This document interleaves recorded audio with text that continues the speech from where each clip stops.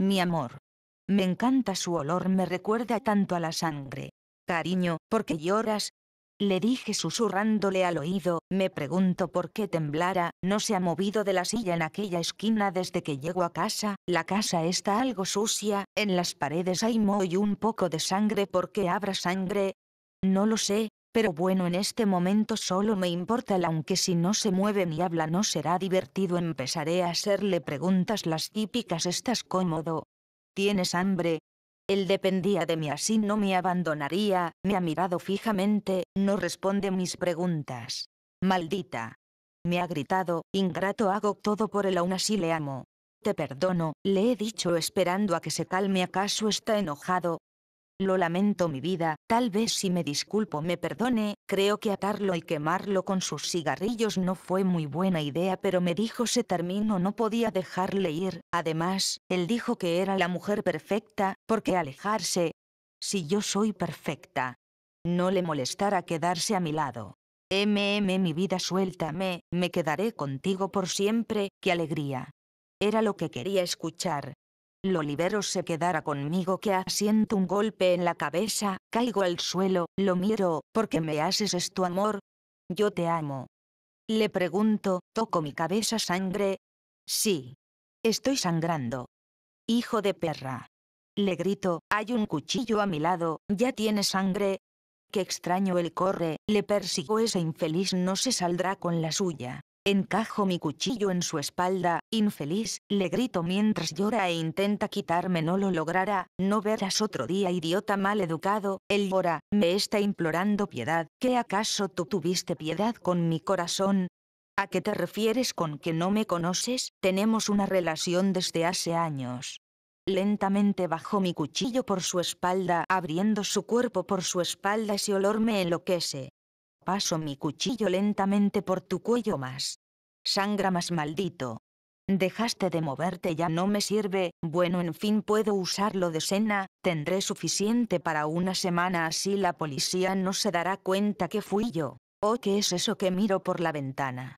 Amor, ¿por qué estás afuera? Entra. ¿Por qué no quieres entrar? Tendré que amarrarte otra vez.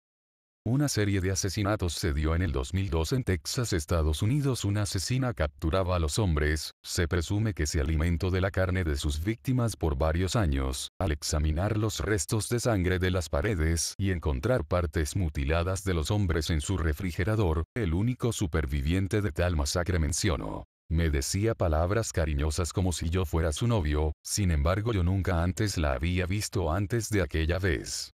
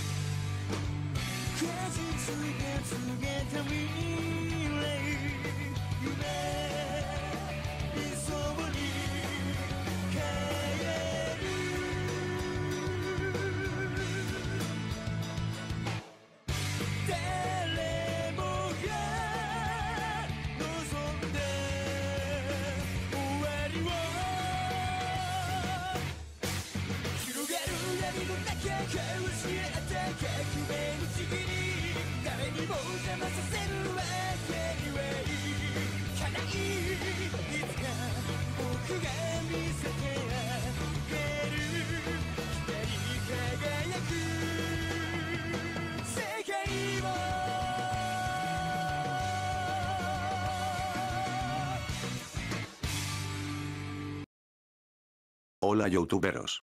Ya por fin es 2013, y como no se acabó el mundo seguiré haciendo vídeos XD, esta vez con una historia de suspenso que nos deja una pregunta al aire. ¿Todo tiene una explicación? ¿O hay algo más? Ustedes elijan. Espero que les guste. La mano, de Gu y de Maupassant, estaban en círculo en torno al señor Bermutier, juez de instrucción, que daba su opinión sobre el misterioso suceso de Saint-Cloud. Desde hacía un mes, aquel inexplicable crimen conmovía a París. Nadie entendía nada del asunto. El señor Bermutier, de pie, de espaldas a la chimenea, hablaba, reunía las pruebas, discutía las distintas opiniones, pero no llegaba a ninguna conclusión. Varias mujeres se habían levantado para acercarse y permanecían de pie, con los ojos clavados en la boca afeitada del magistrado, de donde salían las graves palabras. Se estremecían, vibraban, crispadas por su miedo curioso, por la ansiosa e insaciable necesidad de espanto que atormentaba su alma. Las torturaba como el hambre. Una de ellas, más pálida que las demás, dijo durante un silencio: «Es horrible. Esto roza lo sobrenatural. Nunca se sabrá nada». El magistrado se dio la vuelta hacia ella. «Sí, señora, es probable que no se sepa nunca nada. En cuanto a la palabra sobrenatural que acaba de emplear, no tiene nada que ver con esto. Estamos ante un crimen muy hábilmente concebido, muy hábilmente ejecutado, también envuelto en misterio que no podemos despejarlo de las circunstancias impenetrables que lo rodean.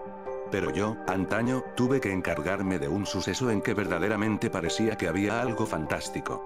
Por lo demás, tuvimos que abandonarlo, por falta de medios para esclarecerlo». Varias mujeres dijeron a la vez, tan deprisa que sus voces no fueron sino una: «Oh. Cuéntenoslo». El señor Bermutier sonrió gravemente, como debe sonreír un juez de instrucción. Prosiguió: «Al menos, no vayan a creer que he podido, incluso un instante, suponer que había algo sobrehumano en esta aventura. No creo sino en las causas naturales. Pero sería mucho más adecuado si en vez de emplear la palabra sobrenatural para expresar lo que no conocemos, utilizáramos simplemente la palabra inexplicable. De todos modos, en el suceso que voy a contarles, fueron sobre todo las circunstancias circundantes, las circunstancias preparatorias las que me turbaron. En fin, estos son los hechos. Entonces era juez de instrucción en Ajaccio, una pequeña ciudad blanca que se extiende al borde de un maravilloso golfo rodeado por todas partes por altas montañas. Los sucesos de los que me ocupaba eran sobre todo los de vendetas. Los hay soberbios, dramáticos al extremo, feroces, heroicos. En ellos encontramos los temas de venganza más bellos con que se pueda soñar, los odios seculares, apaciguados un momento, nunca apagados, las astucias abominables, los asesinatos convertidos en matanzas y casi en acciones gloriosas. Desde hacía 2 años no oía hablar más que del precio de la sangre, del terrible prejuicio corso que obliga a vengar cualquier injuria en la propia carne de la persona que la ha hecho, de sus descendientes y de sus allegados.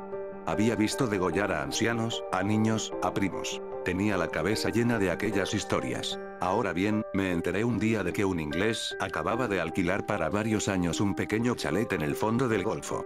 Había traído con él a un criado francés, a quien había contratado al pasar por Marsella. Pronto todo el mundo se interesó por aquel singular personaje, que vivía solo en su casa y que no salía sino para cazar y pescar.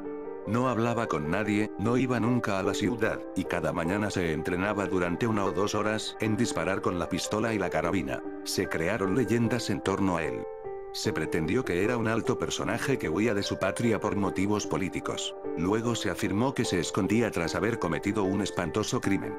Incluso se citaban circunstancias particularmente horribles. Quise, en mi calidad de juez de instrucción, tener algunas informaciones sobre aquel hombre, pero me fue imposible enterarme de nada. Se hacía llamar Sir John Rowell. Me contenté, pues, con vigilarlo de cerca. Pero, en realidad, no me señalaba nada sospechoso respecto a él. Sin embargo, al seguir, aumentar y generalizarse los rumores acerca de él, decidí intentar ver por mí mismo al extranjero, y me puse a cazar con regularidad en los alrededores de su dominio. Esperé durante mucho tiempo una oportunidad. Se presentó finalmente en forma de una perdiz a la que disparé y maté delante de las narices del inglés. Mi perro me la trajo, pero, cogiendo enseguida la casa, fui a excusarme por mi inconveniencia y a rogar a Sir John Rowell que aceptara el pájaro muerto. Era un hombre grande con el pelo rojo, la barba roja, muy alto, muy ancho, una especie de Hércules plácido y cortés. No tenía nada de la rigidez llamada británica, y me dio las gracias vivamente por mi delicadeza en un francés con un acento de más allá de la Mancha. Al cabo de un mes habíamos charlado unas 5 o 6 veces. Finalmente una noche, cuando pasaba por su puerta, lo vi en el jardín, fumando su pipa a horcajadas sobre una silla. Lo saludé y me invitó a entrar para tomar una cerveza. No fue necesario que me lo repitiera. Me recibió con toda la meticulosa cortesía inglesa. Habló con elogios de Francia, de Córcega, y declaró que le gustaba mucho este país, y esta costa. Entonces, con grandes precauciones y como si fuera resultado de un interés muy vivo, le hice unas preguntas sobre su vida y sus proyectos. Contestó sin apuros y me contó que había viajado mucho por África, las Indias y América. Añadió riéndose. Tuve muchas aventuras, oh. Yes. Luego volví a hablar de casa y me dio los detalles más curiosos sobre la casa del hipopótamo, del tigre, del elefante e incluso la del gorila. Dije. Todos esos animales son temibles. Sonrió. Oh, no. El más malo es el hombre. Se echó a reír abiertamente, con una risa franca de inglés gordo y contento. He casado mucho al hombre también. Después habló de armas y me invitó a entrar en su casa para enseñarme escopetas con diferentes sistemas. Su salón estaba tapizado de negro, de seda negra bordada con oro. Grandes flores amarillas corrían sobre la tela oscura, brillaban como el fuego. Dijo. Eso era un tela japonesa. Pero, en el centro del panel más amplio, una cosa extraña atrajo mi mirada. Sobre un cuadrado de terciopelo rojo se destacaba un objeto rojo. Me acerqué. Era una mano de hombre. No una mano de esqueleto, blanca y limpia, sino una mano negra reseca, con uñas amarillas, los músculos al descubierto y rastros de sangre vieja, sangre semejante a roña, sobre los huesos cortados de un golpe, como de un hachazo, hacia la mitad del antebrazo. Alrededor de la muñeca una enorme cadena de hierro, remachada, soldada a aquel miembro desaseado, la sujetaba a la pared con una argolla bastante fuerte como para llevar atado a un elefante. Pregunté. ¿Qué es esto? El inglés contestó tranquilamente. Era mejor enemigo de mí. Era de América. Ello había sido cortado con el sable y arrancado la piel con un piedra cortante, y secado al sol durante 8 días.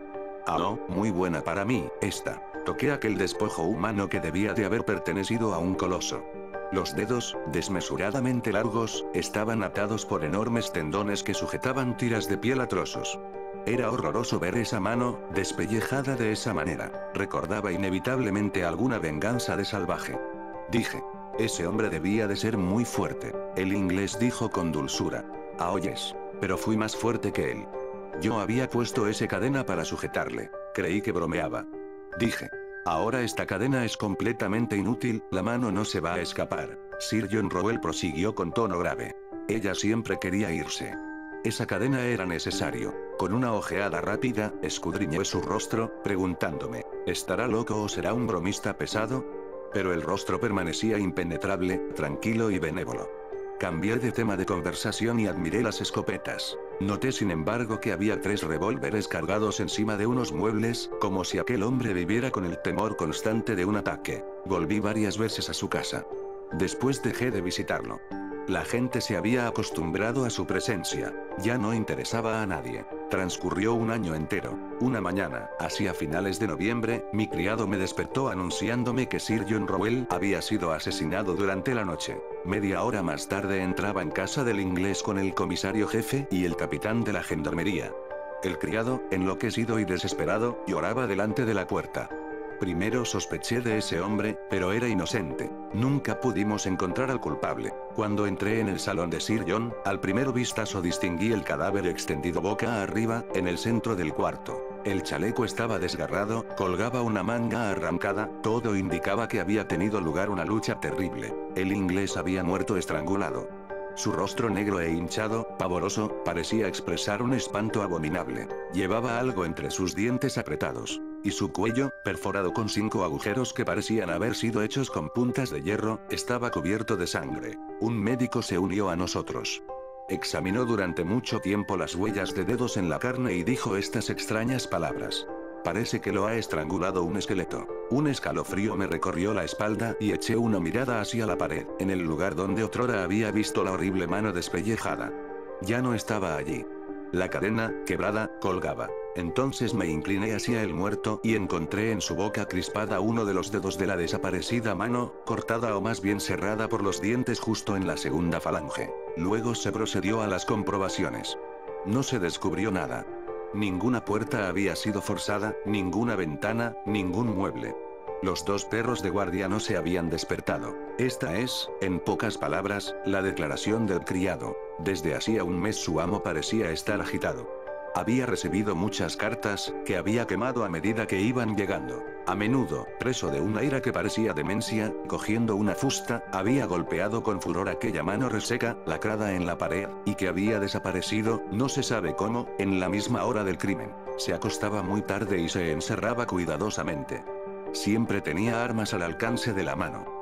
A menudo, por la noche, hablaba en voz alta, como si discutiera con alguien. Aquella noche daba la casualidad de que no había hecho ningún ruido, y hasta que no fue a abrir las ventanas el criado no había encontrado a Sir John asesinado.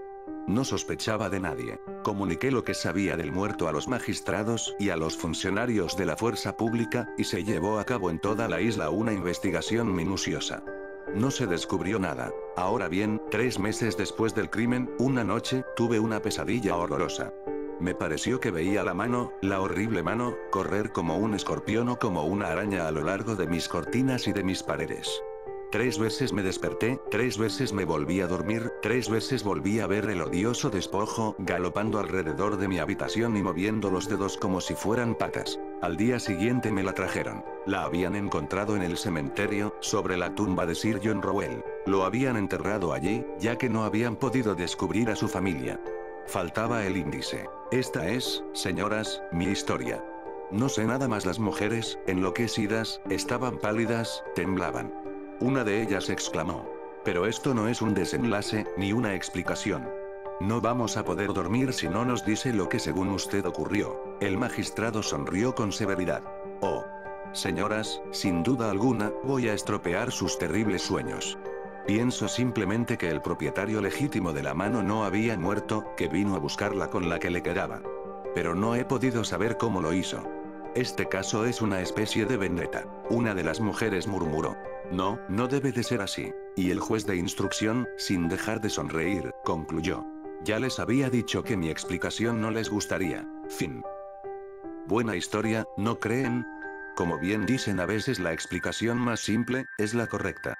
O quizás no sea así, jejeje. Bueno, eso es todo, me despido con unas imágenes para que pasen buenas noches.